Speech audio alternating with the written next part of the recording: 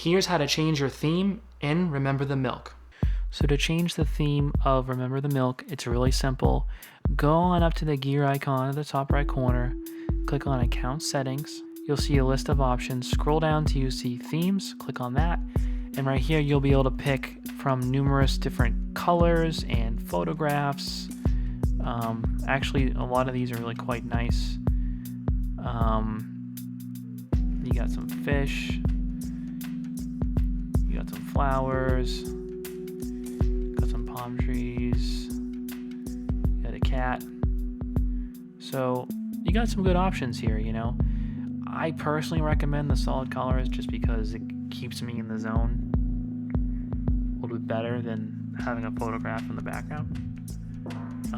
I usually save the photographs for like my desktop background, but you know, have a feel for it. You know, maybe your favorite color is purple, yellow, green. You know, so take a look around and see what fits your mood, your vibe, your productivity, flow state, all that good stuff. So yeah, that's Remember the Milk themes. Thanks for checking out this video. If you'd like to download my free Remember the Milk cheat sheet, the link is in the description below.